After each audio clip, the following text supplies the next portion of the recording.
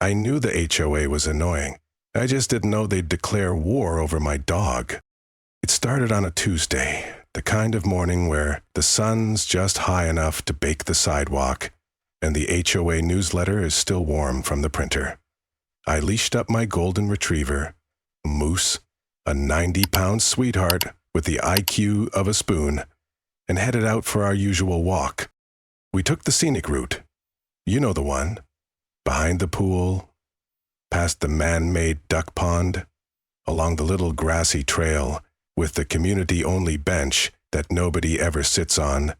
Moose did his usual thing, sniffed 400 bushes, marked a few proud landmarks, chased a butterfly he had no chance of catching. Standard dog stuff. Then came the letter, bolded official and aggressively passive-aggressive, delivered the next morning in an envelope labeled Urgent HOA Accomplice Violation. Inside, a $125.00 fine for unauthorized pet activity on common grounds. I thought it was a joke. I even laughed out loud. Moose looked up at me like, did I knock over another trash can? Nope, this was real. According to the notice, I had violated Community Guideline 4.7b, which, after digging through the HOA portal for 20 minutes, turned out to be a rule about dogs not being allowed to traverse HO-managed property that has not been expressly designated as pet-friendly. In English, we made up a vague boundary, and now your dog is a criminal. I called the HOA office. Of course, they didn't pick up, so I emailed. 3 hours later, I got a one-sentence response. Please direct further concerns to President Marcia Gleason. Ah, Marcia. Let me tell you about Marcia Gleason. She's the kind of person who unironically wears a visor and runs the HOA like it's the Pentagon. She once had a neighbor fined for hanging beach towels on their balcony. She carries a laser pointer during monthly inspections. She has a laminated copy of the bylaws in her glove compartment. And worst of all, she hates dogs. We'd crossed paths before. Once, she glared at Moose for wagging too enthusiastically near her begonias. Another time, she left a post-it note on my door that read, "Your pet's scent is triggering other animals. Please resolve."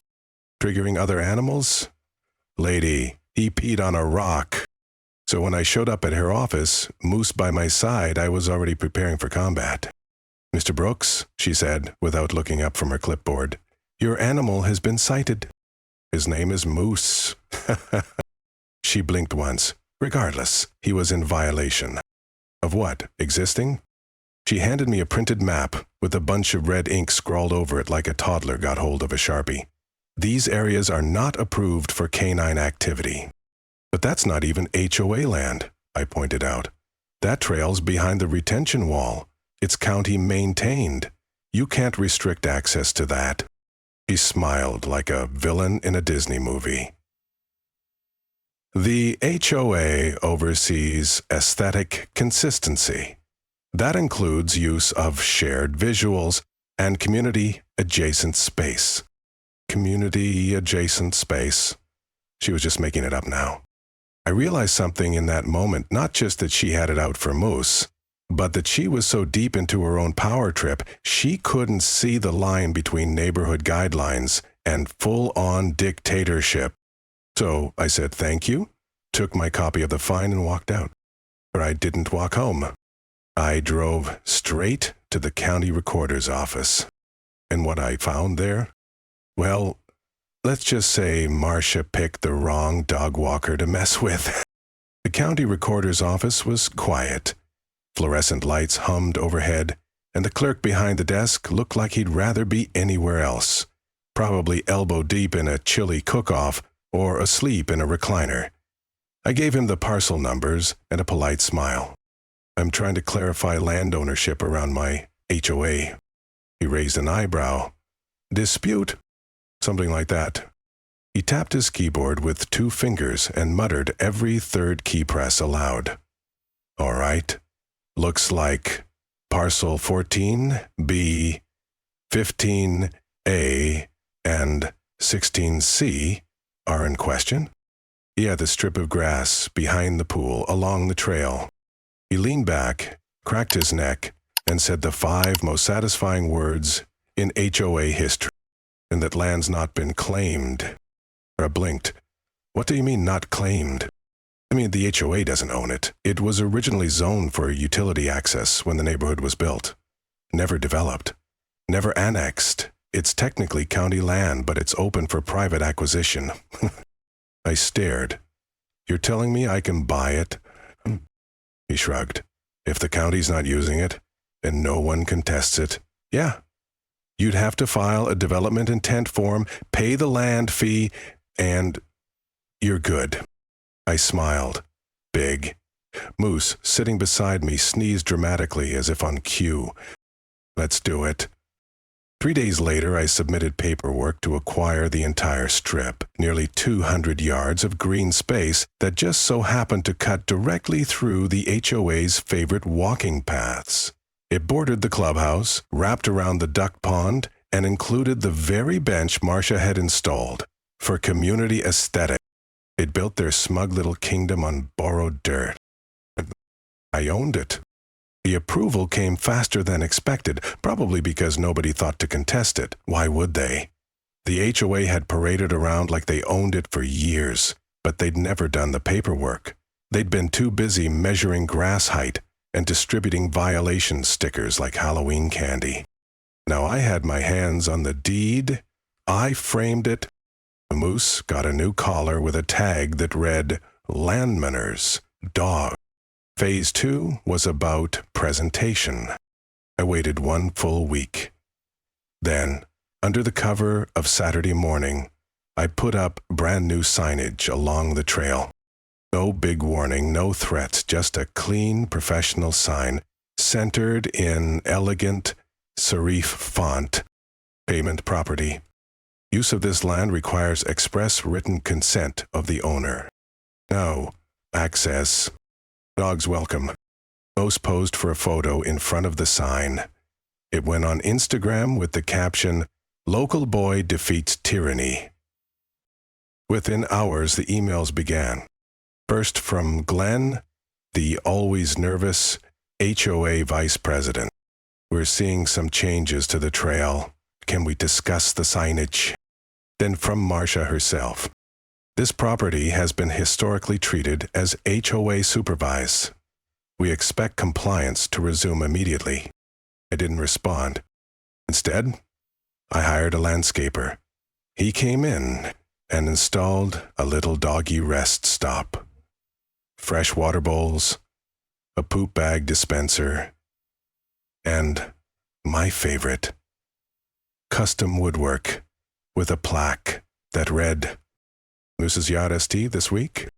The next day, a group of neighbors walked by with their dogs and cheered. Literally, cheered. One guy gave Moose a dog biscuit and said, He's the mayor now. I considered buying Moose a little sash, but the real reaction came when Masha herself showed up. Clipboard in hand, visor freshly ironed, rage level, simmering, lava. She stood at the edge of the trail, staring at the signs like she could glare them into submission. Then she did the most Marcia thing imaginable.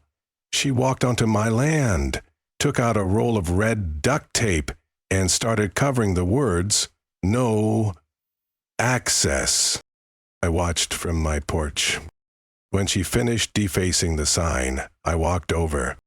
Marshall, I said, that's private property vandalism. She scoffed. This is community land. You're stealing it. I pulled up my phone. Would you like to see the deed? She faltered for half a second, then recovered. We'll see about this. She stormed off. And for the first time since this whole saga began, I wasn't annoyed. I was amused. Because I had something she didn't. Leverage. Legal documents. And a dog with more Instagram followers than the HOA's Facebook page. And I was just getting started. Word count, 1,093. Marcia, unsurprisingly, didn't take the loss quietly. 3 days after our little red tape showdown, I received another urgent notice in the mail. This time, a formal cease and desist letter printed on HOA letterhead that was somehow both overly official and graphically hideous. The letter accused me of disrupting communal access, intentional propaganda, dog-centric propaganda. Moose was thrilled. I laughed, took a photo of the letter next to Moose wearing sunglasses, and posted it online. Caption: when your HOA sends a cease and desist, but your dog just wants belly rubs. It got 10,000 likes, and it got Marcia's attention. That Friday, the HOA called an emergency meeting. Public, open mic. Drama promised. I showed up early, sat front row with Moose lying calmly at my feet, and waited while a crowd of confused homeowners trickled into the clubhouse. Glenn opened the meeting with all the energy of a man who desperately wished he were anywhere else. We'll begin by discussing recent events involving Parcel 14B, community trail access, and, sign it. Someone from the back shouted, "You mean the dog guy?" I waved, Moose wagged. Marcia stood. She was wearing a navy pantsuit, possibly ironed, with her own indignation. "This individual," she began, pointing directly at me like I was on trial for war crimes, "has appropriated commonly understood community land and is using it to undermine the aesthetic and functional harmony of our neighborhood." Someone near the snacks whispered, "Is she okay?" She continued, "For years, the HOA has managed that space. It has been a key part of our walking path, visual symmetry, and community trust." I raised a finger. "Quick question. Did the HOA ever file a claim for ownership?" She ignored me, so I held up a copy of the deed. "Because I did." Murmurs, audible gasps. One guy actually went, "Damn." I stood. "Ladies and gentlemen, this land was never owned by the HOA. It was open for public acquisition. I legally filed for it, purchased it, and have maintained it at my own expense. The signs are real. The zoning is real, and Moose's bench is staying." Someone applauded. Marcia's eye twitched. Then came the golden moment. An elderly neighbor stood up. Mrs. Beasley, 94 years old, the HOA's unofficial grandmother. She leaned on her cane and said, "I like the dog park. That lady needs a nap." Applause erupted. I'm not kidding. Marcia turned redder than a stop sign in July and stormed out without another word. The meeting adjourned, with Glenn promising to reevaluate current property boundaries and de-escalate future tensions. Which is HOA speak for, "We're not messing with you again." Now officially unbothered, I upgraded Moose's yard. I installed solar lights, added a little community bookshelf, and even put in a shaded gazebo labeled "Dogs and Their People Only." Local dog walkers started making it their default route. I became known as the chill guy with the cool retriever. Someone suggested I run for HOA president. I declined. I didn't want power. I had peace. But you know who didn't? Marcia. 2 weeks after the meeting, I spotted her lurking near the border of my land, clipboard back in hand, scribbling furiously. I walked over, staying firmly on my side of the invisible line. "Back again?" I asked. She didn't answer. She just took a photo of one of my signs and muttered, "Unbelievable." "I know," I said. "Dogs getting love and legal documentation? Wild times." She spun around. "This isn't over." I smiled. "It was over the minute I bought the dirt under your rules." She laughed. And she wasn't the only one. That weekend, a community poll was posted to remove Marcia as HOA president. It passed by a landslide. Her resignation was short, bitter and, ironically, formatted in Comic Sans. In her place, Glenn. Poor, overwhelmed Glenn. He reached out to me privately to ask if I had any best practices for de-escalating HOA feuds. I sent him a dog meme. Moose, by the way, is thriving. His Instagram doubled in followers. Someone made fan art of him in a crown. The bench now includes a little plaque with a quote. "Good boys deserve good land." Moose, probably. And every time we walk the trail, our trail, I smile, knowing this whole ridiculous saga started because a bored woman with a power complex tried to fine a man for walking his dog. She could have let it go. Instead, she inspired the creation of a private dog paradise and accidentally turned Moose into a local hero. By now, Moose's yard had become more than just a strip of land with a cute name. It was a movement. Kids played there. Seniors read there. Someone even held a poetry night once. Dogs welcome, of course. I brought Moose and a folding chair. He fell asleep next to the snack table and someone wrote a haiku about him. It ended with the line, "Tail flicks once, I stay."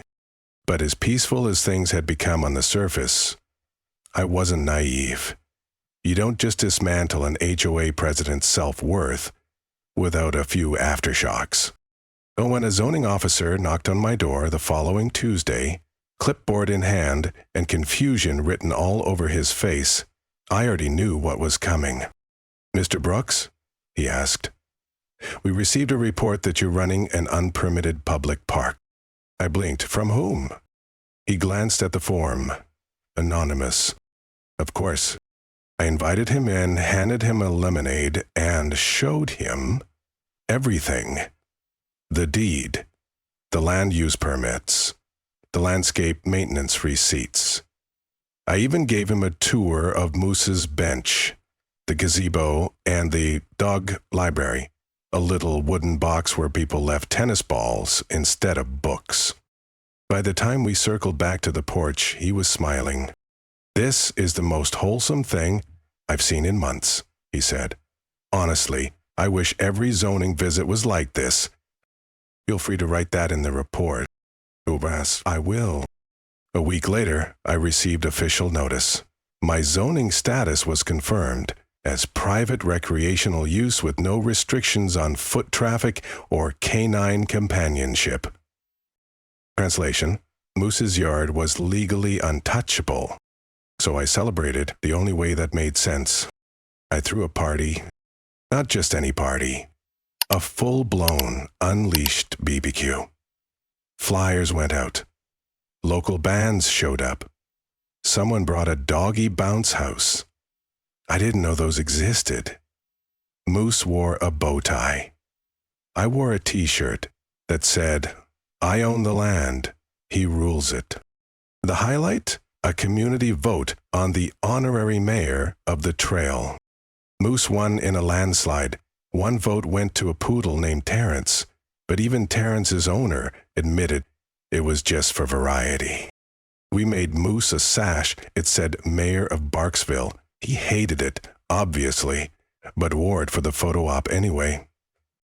The next morning, a local paper picked up the story. Man buys land to spite HOA, builds park for dogs. The article was glorious. They even included a quote from Mrs. Beasley, "I trust that dog more than most of the board." It went modestly viral, 200K views. Comments rolled in. "This is the petty I aspire to." Moose 2024. The HOA system is broken. This man is the fix. I didn't set out to become the face of anti-hay rebellion. But at this point, I was leaning into it. Meanwhile, Marcia, well, let's just say she'd entered her mysterious absence phase. Her house went up for sale. The listing was polite. Quiet lot, active community, recent leadership change. The real estate agent used old photos that conveniently excluded Moose's yard. But word spreads. And the final nail? Someone left a Yelp review for the HOA. I didn't even know you could do that. It read, used to be run by a dog-hating dictator. Now it's got a mayor with 4 legs and a friendlier tone. 10/10. Would walk again. Looking back, it still baffles me. All this. Land deals, legal drama, a public dethroning, started because I walked my dog on a patch of grass. Marcia could have let it go, could have said nothing. Could have picked a better hill to die on than unauthorized pet usage. But she didn't. And because she pushed, I pushed back with title deeds, city filings, and custom signs with paw prints. And what did it get me? A peaceful neighborhood. A park that actually serves its residents. And a retriever who sleeps under his own bench like a king. Moosh's yard hit its final evolution about a month after the party. It started with a knock, again. This time, not from a zoning officer, but a rep from a local pet brand. Are you the guy with the dog mare? I blinked. Yes. Depends on why you're asking. They were launching a new campaign. Dogs deserve more. They wanted Moose to be the face of it. Instagram Reels, sponsored content, a line of chew toys shaped like city buildings. It was so absurd I almost said no. Until I saw the prototype, a squeaky toy shaped like a tiny HOA office. Moose loved it. He bit into it like it owed him rent. So yeah, we signed the deal.